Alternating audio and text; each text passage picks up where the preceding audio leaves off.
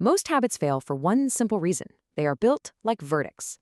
Welcome back. Today, we're diving into a book that completely dismantles how we think about pressure and routine. Elastic Habits by Stephen Gies. Elastic Habits isn't just some softer, watered-down name for discipline. It is a fundamental architectural redesign of how we handle our days. In this book, Stephen Gies lays down a cold structural fact that is going to shift your entire approach. We aren't actually failing our habits. The architecture of the habit is failing us. So, what if the habit actually failed before you even took your first action? Listen, your habit isn't broken and you absolutely do not lack willpower. Sticking to a biological default isn't a character flaw. But right now, your habit is essentially standing trial every single morning. Before you even tie your running shoes or open a book, an internal trial is called just to determine if you are worthy today. And that brings us to this harsh reality. A rigid habit turns daily variation into moral evidence. When a rule has exactly one win condition, meaning you either do the full, grueling workout or you completely fail, judgment decides your identity before you even move a muscle. You miss that exact mark, and suddenly totally normal daily variation is treated as undeniable moral evidence of a weak character. Which leads us to Section 1, the morning trial or judgment before action. When we place one brittle, unbending beam across a constantly moving, unpredictable day, our minds automatically call that trial the second we miss the mark. We end up treating the reality of our day as a nuisance to be conquered, rather than just real data that we can adapt to. That takes us to Section 2, the load-bearing range and designing for real conditions. We really need to stop demanding more grit from ourselves and start designing for real conditions. We need a load-bearing range. Think about an architect designing a massive building. They don't just sit there and pray the wind never blows, right? No, they actually engineer the structure to absorb reality. Now, you might be thinking to yourself, but standards keep my habits honest. I deeply get that. I really do. And I wish this weren't true. But look at where it leads. A standard that never ever bends doesn't just keep your actions honest. It keeps your internal judge honest.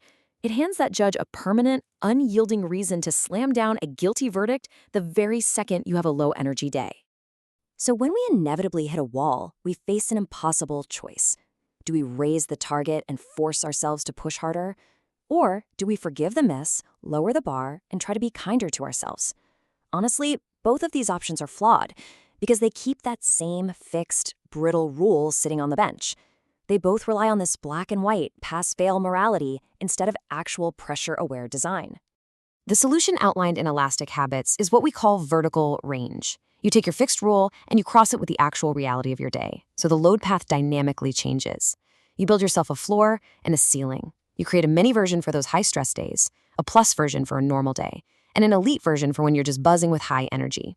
You aren't changing the habit itself, you're just changing the load it has to carry. Moving on to Section 3, the expansion joint, or bounded flexibility. Now, giving yourself options might sound like a quick recipe for drifting off track, but flexibility in this context is absolutely not lenience. It's load-bearing architecture. Think of a massive bridge. You know that steel expansion joint you drive over? It's not a crack in the bridge. It is the exact, specific piece of engineering that keeps the entire structure from cracking under shifting weight and extreme temperatures. Your habits need an expansion joint. They absolutely must be allowed to move so that your larger practice can remain whole under intense pressure. To put it perfectly, the smallest version is not the weak version. It is the stress version. I want you to internalize that. Shrinking your habit on a chaotic, bad day isn't a failure. It is a carefully engineered survival mechanism.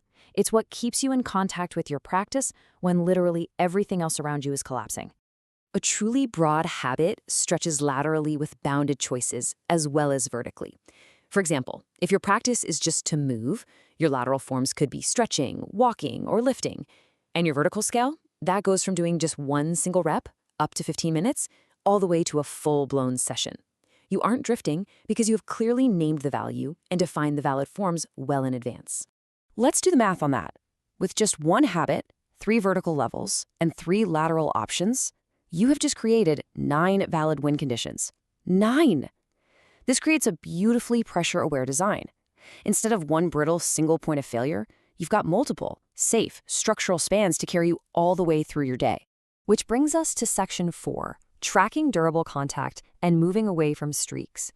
Now we have to test this new expansion joint against how we actually track our progress. Because relying on moral judgment or perfect daily streaks for consistency is a very dangerous game to play. We face another tricky dilemma here. Do we strictly track the streak of perfect days, or do we focus entirely on tracking the raw output and the results? Both of these paths fatally ask yesterday to govern today. A streak, while motivating at first, can so quickly become a narrow, suffocating hallway. This book brilliantly shifts the goalposts to what's called the contact metric. The win is no longer about doing the exact same rigid act each day. The win is durable contact. Did you touch the practice in a valid shape today? Yes or no? That's it. This keeps your identity as a reader or an athlete or a writer warm without forcing your body to brace with shame when you can only manage the smallest possible version. Tracking this is straightforward but incredibly powerful. Step 1, you log the level you hit, many, plus, or elite. Step 2, you log the form it took. And step 3, you log the reason. This specific method gives you usable, clean feedback, and it completely removes that harsh courtroom verdict from your tracking process. Let's head into Section 5, Elasticity Beats Verdicts, the final architectural upgrade. Let's release that bridge metaphor for just a moment and step back to look at the structure of elastic habits as a whole.